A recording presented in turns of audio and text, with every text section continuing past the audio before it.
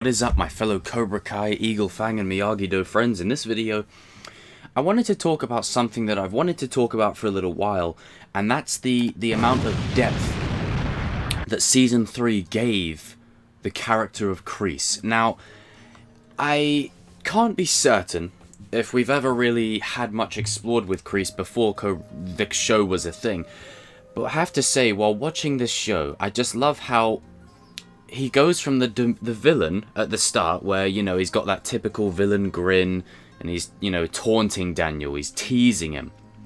And then, you know, you fast forward to that, with him in the dojo saying, it's unacceptable training his soldiers and all, and then you just get this level of backstory with young Kreese, and everything that he went through with his friend and Terry Silver, and how that came to be, and how he turned from a seemingly kind-hearted man who, you know, wanted to do right by people. He wanted to do right by everyone, you know, and life just keeps beating him down, beating him down, beating him down, beating him down, and it just falls into that nature versus nurture thing. This is why obviously the episode is called it, duh, but it falls into that category of villains aren't born, they're made, and he's a product of his circumstance more than anything.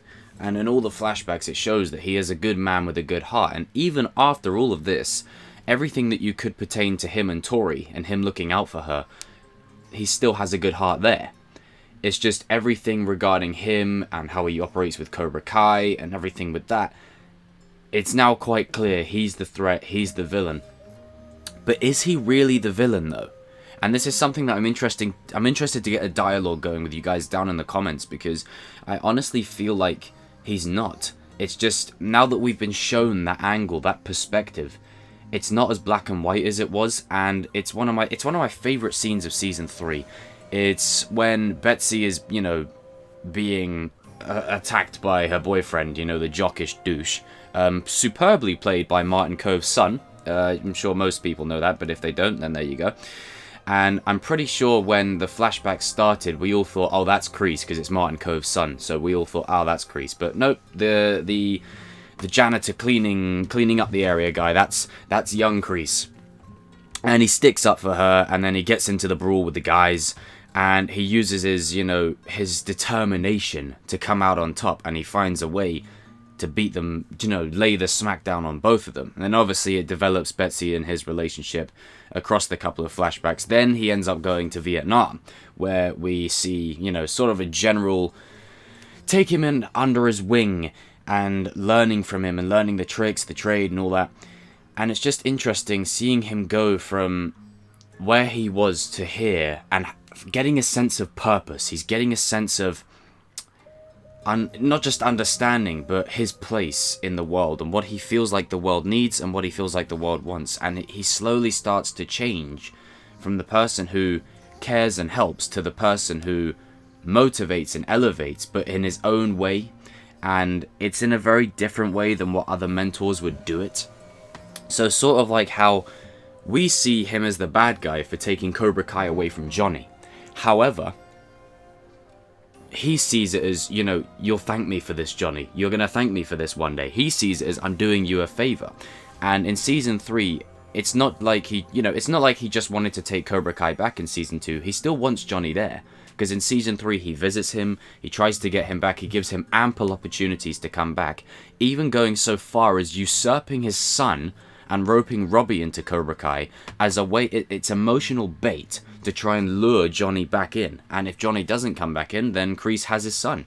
And I've got to say, what a sucker punch that must have felt like for Johnny and Daniel when Kreese said, come on, son, and put his hand on Robbie's shoulder. Ouch. I bet that stung a little bit. And we've always, you know, wanted to know what happened with Silver and Kreese in Nam. What was the moment that the brother bond was formed? What was that moment? And I honestly got, this was great misdirection by the writers. I honestly thought the guy with the ponytail was Silver.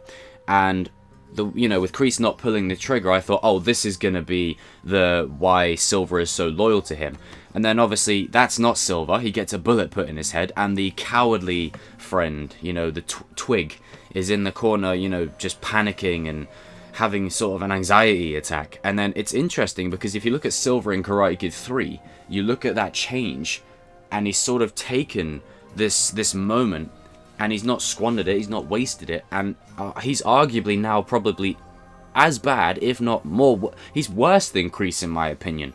Kreese has done some stuff, but Silver will go to other levels, and his loyalty to Kreese, or Johnny, or John as he would call him, is not to be rebuffed. But he still shows some heroism in the moment of crisis right at the end when they're in the cage and the soldiers pick the general and, you know, Twig, Silver, to go and duke it out over the snake pit. Kreese stands up, steps up to the plate, takes over, and still shows and displays some of that good man in him, that good-natured man that still exists within him. And I think this is the break, this is the turning point, this is the moment that it switches for him. Now, in regards to him and Silver, he's still loyal to Silver in that respect. But after he's told about Betsy and what happened to her, dumb move, by the way, because you've just basically given him all the motivation he needs to throw your ass in the snake pit. And it's just built up to this moment where Kreese uses the wood, stabs him in the leg, kicks him over. And what's brilliant about this is it's not like he has to kill him now, because, you know, the boys have come in, they've saved the day, they're free, they're all, you know, they're free to walk. They're all free. But he still kills him anyway, because this here is the turning point where he was shown what humans can really be like if you show mercy. And that ties into his whole philosophy of mercy. Don't show it, because you end up in a position like him and Silver. And he's not going to make that mistake again. And this is the turning point. This is the moment where he switches and he changes. And I love it, and it's so perfectly done. I mean, could you imagine falling into one of those snake pits? Jesus Christ. What a painful way to die. And, you know, Silver saying he owes him and all that. But it's interesting seeing how Kreese has gone from this sort of seemingly one-dimensional villain who, you know, just ended up, you know, having bleeding knuckles and all that, to a guy who has a good heart, but underneath all of his, you know, angry, dark exterior, it's still there. And I wonder if that's going to play a factor in later seasons, in season 4, 5, or 6. I honestly wonder if that's going to play a role at some point down the road. But a character like Kreese, I see ending one way. Now, I don't know if any of you have watched the Clone Wars show, so spoilers if you haven't. But there's a character called Fives, and Fives is basically gunned down by his own brothers. And as he dies, he says, the nightmare's finally over. Pretty much, for him, the war is over. And that's essentially how I can see Kreese going out. The war is over. Something like that. You know, I don't think he's going to get shot or something like, or what have you. It could go either way. But there's going to come a moment, Kreese may die, and he's going to say, you know, the war is finally over, or I can rest, or, you know, war never ends even when I'm gone. Something like that. I don't see his ending being a redemption one where he lives. It will be a tragic kind of redemption, if you mean, and probably not even a redemption. He might just die. It's going to be very interesting to see how they close out Kreese's chapter, because I don't see Kreese living beyond this show. This show has a way of setting up the future. So even if the show has 6 seasons of roadmap, let's say for argument's sake that it ends with Daniel, Johnny, Robbie, Miguel, Sam, everyone's friends, everyone's happy. I can see that. 30 years from now, I can see that. I can't see Kreese living past this season. Not this season, this show. I just can't see him living past it. And I feel like his death will probably happen right at the end of the show. I don't see him just going away and going into exile, because then he'll just come back and do it all over again. For him, it's an ongoing war, and the war needs to end. So I'm interested to see what they do with that. But I'm interested to hear what you guys have to say regarding Kreese's character, and what did you think of the flashbacks this season? I thought they were amazing. I thought there was so much that we learned. I thought there was so much to unpack. And, you know, I've seen some people complain that the flashbacks weren't necessary. I disagree. It's nice to get a bit of, backstory about one of the, you know, most iconic villains I think I've seen in a while. Like, if I'm being honest, I'd put Kreese up there with people like Thanos. I'd put Kreese up there with people like Vader, like Palpatine, because he is a pure villain. But underneath that villain nature, there is something far more powerful, and that is, there's logic, And there's reasons why he's doing what he's doing. He's not just doing it to be the bad guy.